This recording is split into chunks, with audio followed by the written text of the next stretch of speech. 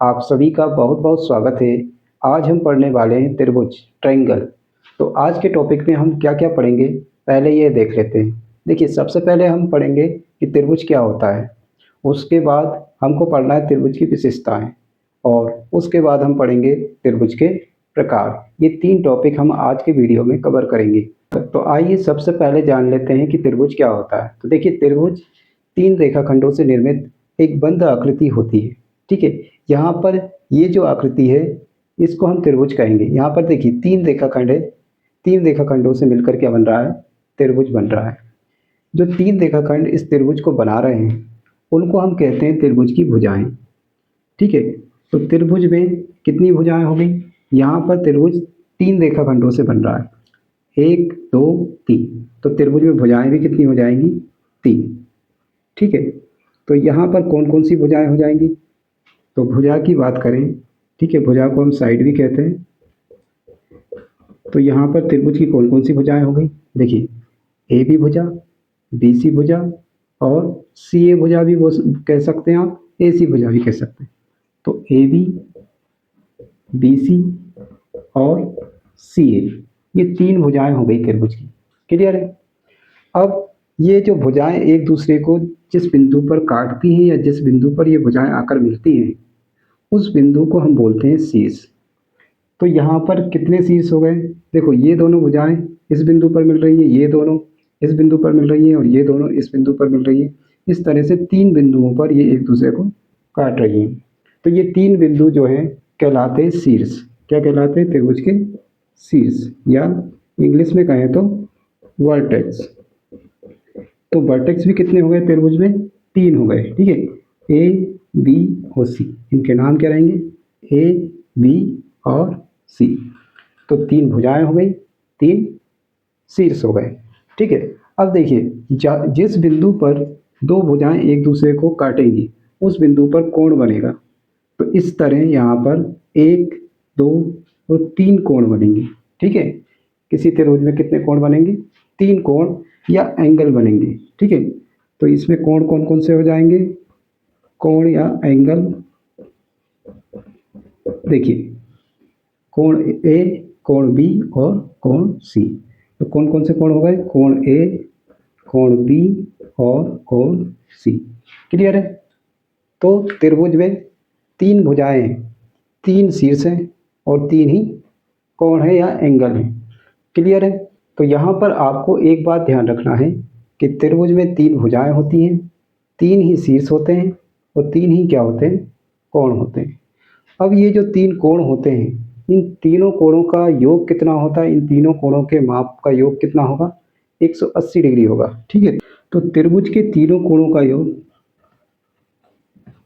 त्रिभुज के तीनों कोणों का योग कितना होगा, 180 डिग्री होगा। ठीक है, तीनों कोणों का योग कितना होगा, 180 डिग्री होगा। क्लियर है। त्रिभुज में तीन कोण होंगे और तीनों कोणों की मापों का योग 180 डिग्री होगा। मतलब तीनों कोणों की वैल्यू को हम जोड़ेंगे तो कितना आएगा, 180 डिग्री आएगा। ठीक है, ये आपको समझ में आ गया कि त्रिभुज क्या है। त्रिभुज तीन रेखाखंडों से निर्मित एक बंद आकृति है। इसमें तीन भुजाएं होती हैं, तीन शीर्ष होते हैं और तीन ही कोण होते हैं। क्लियर है। इसके बाद हमको देखना है त्रिभुज की विशेषताएं या त्रिभुज के गुण। देखिए, सबसे पहला गुण तो हम देख चुके हैं कि त्रिभुज में तीन भुजाएं होती है, तीन कोण होते हैं और तीन ही शीर्ष होते हैं। दूसरा गुण भी हम देख चुके हैं, त्रिभुज के तीनों कोणों का योग 180 डिग्री होता है। ठीक है, इस गुण को क्या कहा जाता है, कोण योग गुणधर्म। ठीक है, कोणों के योग का गुणधर्म। ठीक है, तो कोणों के योग का गुणधर्म क्या है कि त्रिभुज के तीनों कोणों का योग कितना होता है, 180 डिग्री। त्रिभुज की तीसरी विशेषता कहलाती भुजा असमानता प्रमेय। ठीक है, अब भुजा असमानता प्रमेय क्या कहती है कि त्रिभुज की किन्हीं भी दो भुजाओं का योग तीसरी भुजा से अधिक होता है। इसका मतलब क्या हुआ कि त्रिभुज की दो भुजा, तीनों भुजाओं की आपको लंबाई दी है। ठीक है, तीनों भुजाओं में से कोई भी दो भुजाओं की लंबाई का आप योग निकालिए तो वो तीसरी भुजा से हमेशा ही अधिक आएगा। अगर अधिक नहीं आता है तो वो त्रिभुज निर्मित नहीं होगा, वो त्रिभुज नहीं बन पाएगा। क्लियर है। देखिए, इसको और अच्छे से समझ लेते हैं। जैसे मान लीजिए हम ए बी और बी सी भुजा को जोड़ते हैं, A B plus B C करते हैं। अब ए बी की भी कुछ लंबाई होगी, बी सी की भी कुछ लंबाई होगी, ठीक है। दोनों की लंबाई को जब हम जोड़ेंगे तो वो तीसरी भुजा सी ए से बड़ा आना चाहिए, ठीक है। इसका मतलब ये है। अब मान लो हम बी सी और सी ए को जोड़ते हैं, तो बी सी और सी ए को अगर जोड़ेंगे तो वो ए बी से बड़ा आना चाहिए, मतलब तीसरी भुजा से बड़ा आना चाहिए। अगर हम सी ए और ए बी को जोड़ते हैं, सी ए और ए बी को प्लस करते हैं, तो वो बी सी से बड़ा आना चाहिए, ठीक है। यहाँ पे तीन निष्कर्ष निकलते हैं इस गुण के आधार पर, ठीक है। किन्हीं भी दो भुजाओं को जोड़ेंगे तो तीसरी भुजा से वो योग बड़ा आना चाहिए, क्लियर है।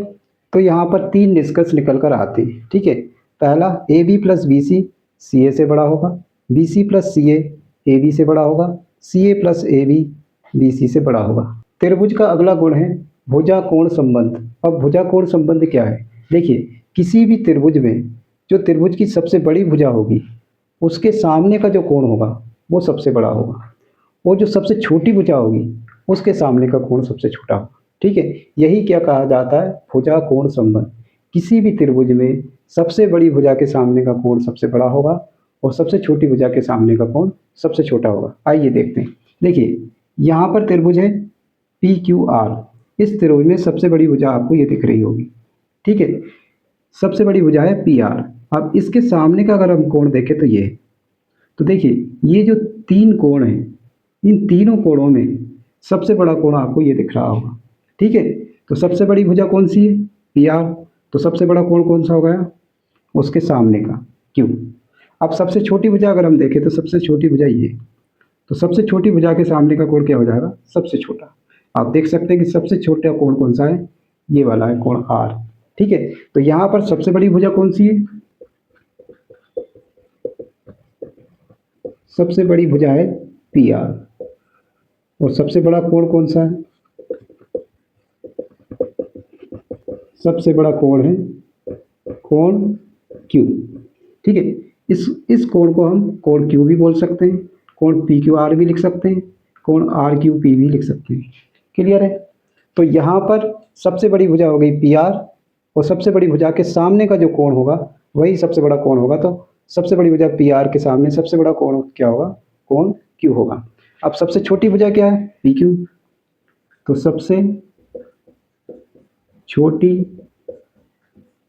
भुजा, सबसे छोटी भुजा कौन सी है? P Q. तो पी क्यू के सामने का कोण क्या होगा? सबसे छोटा होगा। तो पी क्यू के सामने का कोण क्या है? कोण आर। तो सबसे छोटा कोण कौन सा होगा? छोटा कोण हो जाएगा अपना कोण आर, ठीक है। तो ये जो नियम है भुजा कोण संबंध का, ये सभी त्रिभुजों में लागू होता है, ठीक है। बस आपको ये ध्यान रखना है कि जो सबसे बड़ी भुजा होगी उसके सामने का कोण सबसे बड़ा होगा, और जो सबसे छोटी भुजा होगी उसके सामने का कोण सबसे छोटा होगा, क्लियर है। ठीक है, आगे बढ़ते हैं। त्रिभुज का पांचवा गुण कहता है कि किसी त्रिभुज की दो भुजाओं का अंतर तीसरी भुजा से छोटा होता है। तो इस बात को हम संकेत के रूप में किस प्रकार लिख सकते हैं? आइए देखिए। देखिए, मान लीजिए कि पी क्यू आर भुजा का हम अंतर निकाल रहे हैं। पी क्यू में हम क्यू आर को माइनस कर रहे हैं। इन दोनों का जो अंतर आएगा तीसरी भुजा से छोटा आएगा। तीसरी भुजा कौन सी है? पी आर, ठीक है। एक निष्कर्ष तो ये निकलता है। अब अगर हम इन दोनों भुजाओं को माइनस करें, क्यू आर भुजा और पी आर को, मान लीजिए क्यू आर में से हम पी आर को माइनस करते हैं, तो ये इनका अंतर तीसरी भुजा से छोटा आएगा। तीसरी भुजा कौन सी होगी? अब पी क्यू, ठीक है। इसी तरह अगर हम पी आर में से पी क्यू माइनस करें, ठीक है, पी आर में पी क्यू माइनस करें, तो ये किससे छोटा आएगा? क्यू आर से। तो इस गुण के आधार पर तीन निष्कर्ष निकल रहे हैं। P Q minus Q R छोटा होगा पी आर से, Q R minus P R छोटा होगा पी क्यू से, P R minus P Q छोटा होगा क्यू आर से, ठीक है। तो आपको समझ आ गया होगा कि किसी भी त्रिभुज की दो भुजाओं का अंतर तीसरी भुजा से हमेशा क्या होगा? छोटा होगा। इसके बाद आता है त्रिभुज का छठा गुण। तो त्रिभुज का छठा गुण क्या कहता है? किसी भी त्रिभुज का y कोण अपने दोनों सम्मुख अंत्य कोणों के योग के बराबर होता है, ठीक है। तो इसका मतलब क्या हुआ? देखिए किसी भी त्रिभुज में जो y कोण होता है उसका मान उसके सामने जो दो कोण होते हैं, दो अंत्य कोण होते हैं, उनके योग के बराबर होता है। अब पहले हम ये देख लेते हैं कि y कोण क्या होता है। जैसे ये त्रिभुज है ए बी सी, इसमें तीन कोण है ए बी और सी, ठीक है। इसकी एक भुजा बी सी को आगे बढ़ाया डी तक, तो यहाँ पर एक कोण बनेगा, कोण ए सी डी, ये वाला कोण, ठीक है। इसी कोण को हम क्या कहेंगे, y कोण कहेंगे। तो इस कोण का जो मान होगा वो इसके सामने जो अंत्य कोण होंगे उन दोनों अंत्य कोणों के योग के बराबर होगा। मतलब कोण ए सी डी का जो मान होगा वो कोण ए प्लस कोण बी के योग के बराबर होगा। क्लियर है। अब देखिए जैसे ये त्रिभुज है, त्रिभुज पी क्यू आर में यहाँ पर पी आर भुजा को हमने आगे बढ़ाया एस तक, तो यहाँ पर क्यू आर एस एक कोण बनेगा, ये वाई कोण कहलाएगा, ठीक है। इस कोण का जो मान होगा इसके सामने जो दो अंत्य कोण हैं, कोण पी और क्यू, इनके योग के बराबर होगा। मतलब कोण क्यू आर एस का जो मान होगा वो कोण क्यू प्लस कोण पी के योग के बराबर होगा। इसी तरह इस त्रिभुज में अगर हम देखें तो इसमें ई एफ जो भुजा है उसको आगे बढ़ाया है जी तक, तो यहाँ पर जो कोण बन रहा है वो ये वाला बन रहा है डी एफ जी, ठीक है। तो कोण डी एफ जी का जो मान होगा, कोण डी एफ जी बराबर होगा कोण ई प्लस कोण डी, तो कोण ई प्लस कोण डी, ठीक है। तो आपको समझ आ गया होगा कि किसी भी त्रिभुज में उसका जो y कोण है उसका मान उसके सामने जो अंत्य कोण होंगे उन दोनों कोणों के योग के बराबर होगा। क्लियर है। तो यहाँ पर हमारे कंप्लीट होते हैं त्रिभुज के कोण, त्रिभुज की विशेषताएं। आइए अब देखते हैं त्रिभुजों के प्रकार, टाइप्स ऑफ ट्रायंगल्स। तो त्रिभुजों को दो प्रकार से बांटा गया है, एक बांटा गया है भुजाओं के आधार पर, एक बांटा गया है कोणों के आधार पर। तो सबसे पहले हम देख लेते हैं कि भुजाओं के आधार पर त्रिभुजों के कौन कौन से प्रकार होते हैं। तो देखिए पहला प्रकार होता है विषम बाहु त्रिभुज, दूसरा होता है समद्विबाहु त्रिभुज, तीसरा होता है समबाहु त्रिभुज, ठीक है। तो भुजाओं के आधार पर त्रिभुजों के तीन प्रकार होते हैं, विषम बाहु त्रिभुज, समद्विबाहु त्रिभुज और समबाहु त्रिभुज। अब हम इनको एक एक करके समझ लेते हैं। देखिए पहला है विषम बाहु त्रिभुज, स्केलेन ट्रायंगल, ठीक है। ये क्या होता है, ये ऐसा त्रिभुज होता है जिसकी तीनों भुजाओं की लंबाई अलग अलग होती है, ठीक है। ऐसा त्रिभुज जिसकी तीनों भुजाओं की लंबाई अलग अलग होती है उसे हम विषम बाहु त्रिभुज कहते हैं, ठीक है। तो इसमें तीनों भुजाएं क्या होंगी, अलग अलग लंबाई की होंगी। मतलब तीनों भुजाओं में से कोई भी भुजा एक दूसरे के बराबर नहीं होगी। अब भुजाएं बराबर नहीं हैं तो इनके कोण भी बराबर नहीं होंगे, ठीक है। तो कोण ए बराबर नहीं होगा कोण बी के, और कोण बी बराबर नहीं होगा कोण सी के, ठीक है। ए बी के बराबर नहीं होगा, बी सी के बराबर नहीं होगा, सी ए के बराबर नहीं होगा। तीनों कोण अलग अलग माप के होंगे। क्लियर है। अब देखिए सेकंड आता है समद्विबाहु त्रिभुज, आइसोस्केलेस ट्रायंगल। सम का मतलब हो गया बराबर, द्वि मतलब दो, बाहु मतलब भुजा। तो इस ट्रायंगल में, इस त्रिभुज में दो भुजाएं बराबर रहेंगी, ठीक है।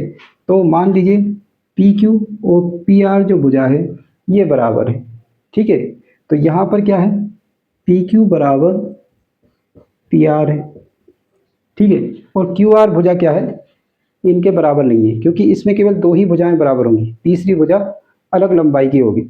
तो देखिए पी क्यू भुजा तो पी आर के बराबर हो गई, ठीक है। अब बचा क्यू आर, तो क्यू आर जो है इनके बराबर नहीं होगा, ठीक है। तो इस त्रिभुज में हम लिख सकते हैं कि त्रिभुज पी क्यू आर में पी क्यू और पी आर बराबर हैं, लेकिन क्यू आर इनके बराबर नहीं है। क्लियर है। अब दो भुजाएं बराबर हैं तो दो कोण भी बराबर होंगे, ठीक है। तो देखिए पी क्यू के सामने का कोण आर और पी आर के सामने का कोण क्यू, ये दोनों कोण आपस में क्या होंगे, बराबर होंगे। तो कोण क्यू और कोण आर, कोण क्यू और कोण आर भी क्या होंगे, आपस में बराबर होंगे। लेकिन कोण पी इनके बराबर नहीं होगा, ठीक है। कोण पी का माप अलग होगा, तो कोण पी इनके बराबर नहीं होगा, वो हमने लिख दिया है। क्लियर है। तीसरे त्रिभुज की बात करते हैं, समबाहु त्रिभुज, इक्विलैटरल ट्रायंगल। सम मतलब बराबर, बाहु मतलब भुजा। अब इसमें तीनों भुजाएं बराबर रहेंगी। क्लियर है। तीनों भुजाएं इक्वल रहेंगी, D E F F D, तीनों भुजाएं आपस में क्या रहेंगी, बराबर। जब तीनों भुजाएं बराबर हैं तो तीनों कोण भी बराबर होंगे। ठीक है, इस त्रिभुज में हम लिख सकते हैं डी बराबर ई एफ बराबर एफ डी। ठीक है, इसी तरह कोणों को भी लिख सकते हैं, कोण डी बराबर कोण ई बराबर कोण एफ। तो कोण डी बराबर कोण ई बराबर कोण एफ। तो आपको समझ आ गया होगा कि विषम बाहु त्रिभुज क्या होता है। विषम बाहु त्रिभुज में तीनों भुजाओं की लंबाइयाँ क्या होती है, अलग अलग होती हैं, और तीनों कोणों के माप भी अलग अलग होते हैं। ठीक है, समद्विबाहु त्रिभुज में क्या होता है, कोई भी दो भुजाएं बराबर रहेंगी और एक भुजा अलग लंबाई की रहेगी। इसी तरह दो कोण बराबर रहेंगे और एक कोण अलग माप का रहेगा। ठीक है, समबाहु त्रिभुज में तीनों कोण बराबर रहेंगे और तीनों भुजाएं भी बराबर रहेंगी। क्लियर है। भुजाओं के आधार पर हमने त्रिभुजों के प्रकार देख लिए। अब दूसरा प्रकार है कोणों के आधार पर। ठीक है, कोणों के आधार पर त्रिभुजों के कौन से प्रकार होते हैं, आइए देखते हैं। देखिए, पहला प्रकार होता है न्यून कोण त्रिभुज, दूसरा अधिक कोण त्रिभुज, तीसरा समकोण त्रिभुज। ठीक है, तीन प्रकार के त्रिभुज होते हैं कोणों के आधार पे। अब देखिए, न्यून कोण त्रिभुज क्या होता है, एक्यूट एंगल ट्रायंगल क्या होता है, ये हमें देखना है। तो न्यून कोण त्रिभुज ऐसा त्रिभुज होता है जिसके तीनों कोण जो होते हैं वो न्यून कोण होते हैं। न्यून कोण मतलब ऐसा कोण जो 90 डिग्री से छोटा हो। तो इसके तीनों कोण जो है 90 डिग्री से छोटे होंगे, 90 डिग्री से कम होंगे। ठीक है, तो कोण ए, कोण बी और कोण सी, तीनों कोण क्या होंगे, 90 डिग्री से छोटे होंगे। तो न्यून कोण त्रिभुज के कोणों को हम इस तरह भी लिख सकते हैं, कोण ए, कोण बी, कोण सी, ये तीनों क्या होंगे, 90 डिग्री से छोटे होंगे। ठीक है, कोण ए, कोण बी, कोण सी, तीनों कोण क्या होंगे, 90 डिग्री से छोटे होंगे। ऐसा त्रिभुज जिसमें तीनों कोण 90 डिग्री से छोटे होंगे उसको क्या कहेंगे, न्यून कोण कहेंगे। अगला है अधिक कोण त्रिभुज, ऑब्ट्यूज एंगल्ड ट्रायंगल। ठीक है, ऐसा ट्रायंगल जिसमें एक कोण ऑब्ट्यूज हो, एक कोण अधिक कोण हो। ठीक है, अधिक कोण क्या होता है, 90 डिग्री से अधिक। ठीक है, 90 डिग्री से अधिक का कोण और 180 से छोटा। ठीक है, वो क्या कहलाता है, अधिक कोण कहलाता है। तो 180 से छोटा होना चाहिए एक कोण, कम से कम एक कोण 180 से छोटा हो और 90 डिग्री से बड़ा हो। तो यहाँ पर आप देखेंगे ये जो कोण है ये 90 डिग्री से छोटा है, ये कोण भी 90 डिग्री से छोटा है, लेकिन ये जो कोण है ये 90 डिग्री से बड़ा है। ठीक है, तो एक कोण इसमें क्या है, 90 डिग्री से बड़ा है।